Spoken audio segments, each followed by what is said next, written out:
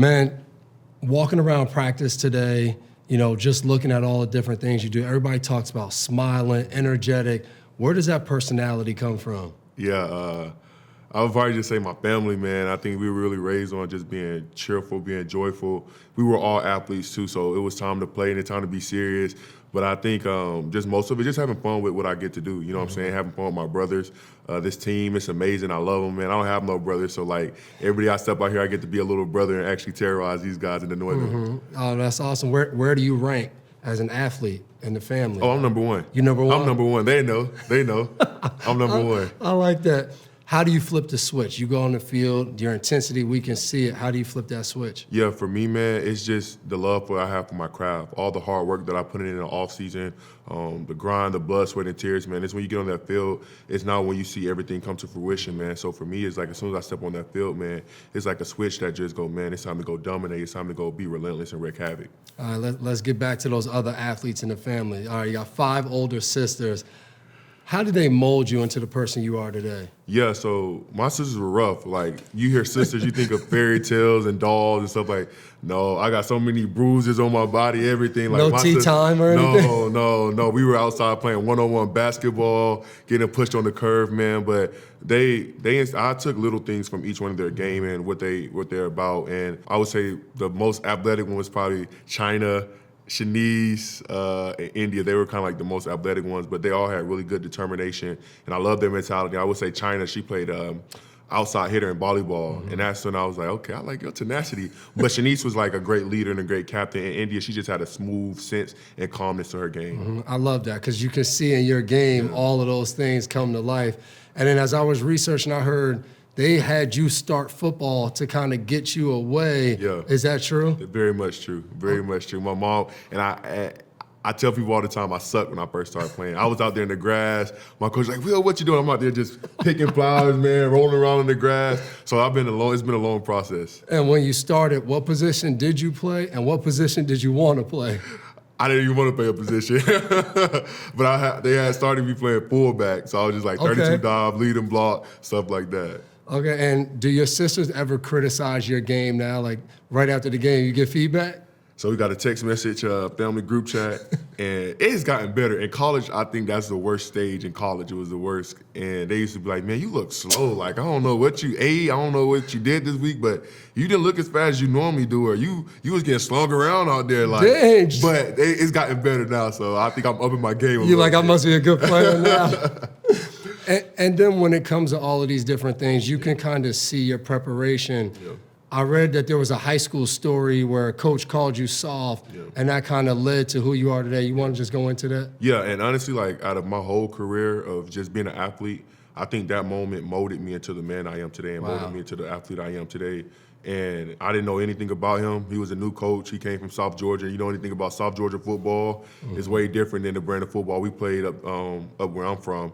And I'll never forget, we was in the weight room, and we had the racks in order from strongest to weakest. And I was like, I'm strong. So I remember I couldn't lift the weight. And he was like, man, you weak. You don't need to be down here. And I remember I just bust out crying. Like, I think that's the first time like I really like boohoo cried in front of like my teammates or whatever like that. And I don't know, like something sparked in me that day.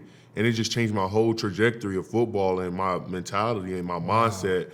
And I just flipped the switch and didn't look back since then. And then now, how often do you think back to that moment? I don't think back to it more often because now I'm like, that's in the past. Yeah, then we're done with that. We're done with that, yeah. All right, talking about preparation, what do you look at when you study an offensive lineman? What are you looking for? The first thing I always look at is their mentality. Like, how are they coming? Like, especially in the run game, because that's the first thing I'm really big on. Like, how are you coming in the run game? I feel like that tells you a lot about an offensive lineman. Like, are they aggressive? Are they just trying to position block you? Are they just trying to stay in your way? So that's kind of like the first thing I look at. Is just like, oh, is he running off the ball? Is he using his hands to throw me out the club? Like, what we got going on? And then the next one I just see is stance. It's like 2-point stance. Okay, we got some type of play action pass, or it might be pass. 3-point stance, most definitely going to be a run. So just anything with the stance, with his footwork, with his eyes are kind of what I look at. And when you study that, do you ever look at like all 5 offensive linemen, or you only focus on like the tackles? It just depends on that week. Sometimes I just look at the tackles. I think that's the area of my game where I want to grow, starting to look at the whole line. But sometimes I just look at the center and the tackles. And then when you move to the quarterback position, what are you looking at when you watch film on quarterbacks? We always talk about these guys with these arm angles or different things like that. What do you look at? Honestly, I'm not going to lie. I rarely look at quarterback mannerisms. Really? Danielle actually just started giving me little nuggets like the last game about quarterback mannerisms. And having a guy like Danielle, I think that's what helps my game out a lot because I'm still young and I'm still learning and to be able to take little nuggets from him. But the most thing I mostly look at is hand claps sometimes, just to get a lucky on the ball. But other than that, I look around how you move around in the pocket. And we do this thing in our D-line room called quarterback windows that we do. And we just see like where he likes to escape and stuff like that. So that's as far as the quarterback, I just like to see where he escapes at and stuff like that. I love that because playing in New England, Coach Belichick used to always get on our defensive line and he would say, y'all the closest to the quarterback. We should get signals. We should hear how they're sliding protection. So it's good to hear that. When I was in the league, we talked about defensive linemen. We couldn't count on them. Like somebody always told them what to do. They were like the special kids, a part of the defense. So I love the preparation you're bringing, man. Just as a pass rusher, how many pass rush moves you got? I'm not gonna lie. I'm not a guy that has like a super big repertoire of moves. I think when I first got here, I remember I was trying to do too much, and D'Amico, he pulled me to the side. He's like, I just want you to focus on one thing. And he told me that one thing, and since then I just been building off of that.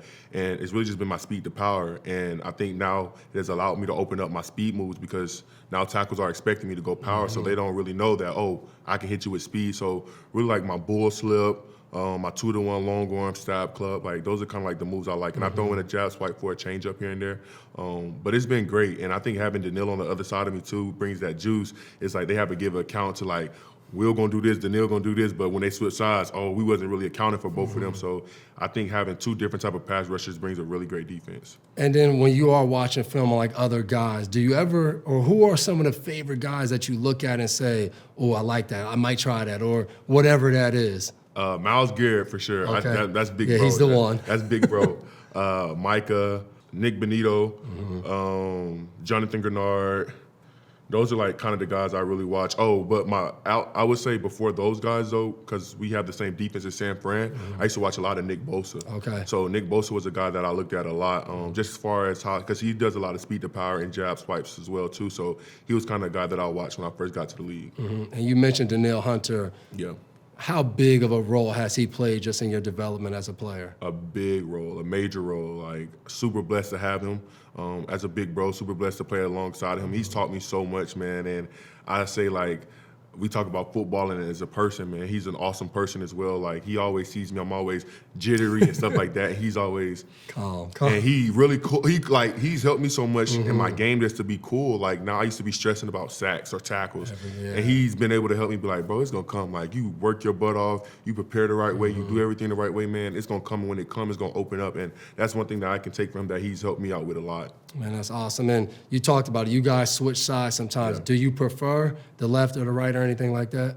No, we just go with the flow of the game. However the game going, however the flow going, we just be like, hey, you want to switch sides one time? Or just give them a throw off. But it really don't matter. We just both be out there just flying around. I love that. Last week, you lined up right over top of the center, and I made a joke on our show. I was like, Will Anderson Jr. just introduced the center to the quarterback. Do you like that? Did you go to D'Amico and say, hey, let me rush over the center? How did that come about? No, D'Amico actually did. So I loved it. I loved every moment of it. And I told him, I said, I hope we keep doing that. He was like, he seen it. He was like, we need to get this in the playbook right now. Rod, whatever you got to do, draw it up and get it done. And we was like, man, coach, you ain't gonna do that. For real. And sure enough, he really did let us do it. So he was like, man, I loved it. But I was like with D'Amico, like, you got to do it right the first time. Like, he got to see you do it right before the stay. So it was dope. So we might see that again Sunday night in Kansas City. I don't know. We don't know. All right, you played Patrick Mahomes twice. Yeah. Number one rule when you play against him, what is that? Got to be on the details of your job. You got to execute. Like, there's no room for errors, no room for mess ups. Although we don't play a perfect game, but like, playing Patrick Mahomes, man, he's dangerous. He brings that ton of respect for Patrick Mahomes, man. Like, the way he can make plays with his legs, with his arms, getting out the pocket, going to the sideline and chunking the ball down the field, scrambling. Like, it's just all going to be all 11 guys playing our brand of ball. Yeah, and last year, you guys in the division round, you got after him a little bit, but there was a roughing the passer that you had, another unnecessary roughness from someone else in the defense. How do you get after him but still try to avoid those penalties? Yeah, I think it's just all about us. You know what I'm saying? Like, we can say this and that, but, man, we just got to play our brand of ball. We're a physical team. We like to fire around and hit people, and that's what we put on tape, man. So I don't think we should change that for anybody. You know what I'm saying? And I say that humbly, but that's just our standard of what we have here and what D'Amico has built this culture on. Yeah, you can say it humbly, but we see it. We turn on the film. You guys are running around. You just talked about D'Amico Ryans. What best describes him? Relentless. Relentless, man. Like, every day you get the same guy. Like, every single day you get the same energy, the same passion, the same determination, the same charismatic, caring that he does for each player, man. And I think that's what makes this team go, man. He just shows, like, I tell people all the time, like, he acts like he still plays. Like, that's how he approaches us. Like, he's the head coach, but when he talks to us, he's talking to us from a leader of playing middle linebacker. Yeah. And I think that just gets everybody juiced up. Like, okay, yeah, coach, you still playing with us. So, like, he'll get out there and do drills and stuff. So, like, that's what makes it fun playing for them. I could feel it. I gave him a handshake, and I was like, okay, let me make sure I can't. He still be trying to work on and stuff, man. I'm like, hey, man, just leave that to us, man. Is there like a great D'Amico Ryans story that you have that when someone says, hey, tell me about your coach and give me one story, what's that one go-to? I don't think I got one yet. No, good story. Not one yet. I got to tell you, throughout your career, you got to have, the way you guys are playing, you got to keep like 2 D'Amico stories just in your back pocket. I got one, but I can't say You can't say it. I can't say it. D'Amico, he's saving you. He's going to bring that out once he retires. Just with having an ex-defensive play caller as your head coach, everyone talks about offensive-minded coaches. What's the benefit of having a defensive-minded coach? I think it just goes back to that part where I was just talking about the tenacity and the energy part. Like, defensive players, we naturally have that, like, that aggressive energy and, like, we got to go hit people and stuff like that. But I think it spreads around the whole team, and it makes our offense go attack, too. You know what I'm saying? Like, it brings that juice out in our offense to be like, okay, we finna go attack, too. Like, defense, y'all not finna be the only ones out there, flying around hitting people. So I think having a coach like that is really great for the organization. So my former teammate, Alabama great Dante Hightower, he told me about you when you were a freshman at Alabama. Text him this week. I said, hey, I'm meeting with Will. Give me something. And he said, he asked Nick Saban about you, and he said he didn't mention anything about what you did on the field. He said his leadership and his accountability is at top of the top with all of the guys that have been at Alabama. What do you think about when you hear that from your former head coach? Yeah, man. I have a ton of respect for Coach Saban, man. And I just, like, sometimes it's crazy because I think I was just a little freshman. He think that highly of me for being there for those 3 years. But, man, it was a blessing to play for Coach Saban. And it just means the world to me to hear him even say anything like that because there's been so many great Alabama players before me, you know what I'm saying, that built that place with him. So, like Dante, he was one of them. And to hear that, man, it's just awesome to hear. And I just hope to keep doing it.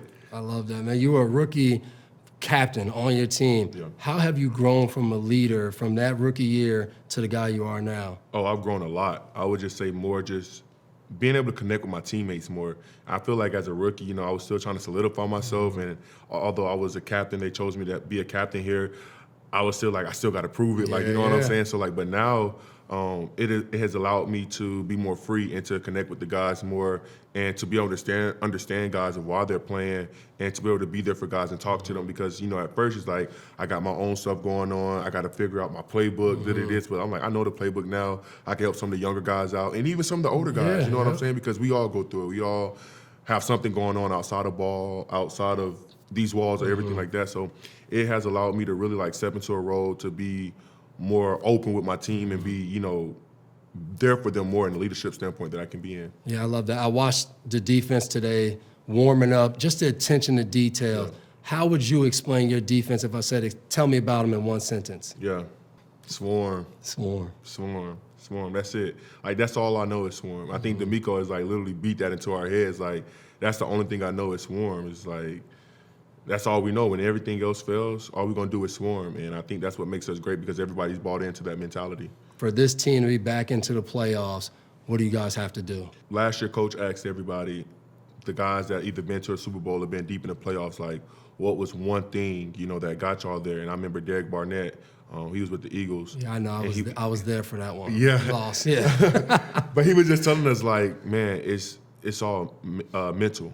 So I think for us is, man, how more mentally locked in can you be on your job? Like, we're going to be physical, we're going to fire around, we're going to hit people, but that mental aspect of the game, how much locked in can you be on your job? And I think that's what's going to get us there.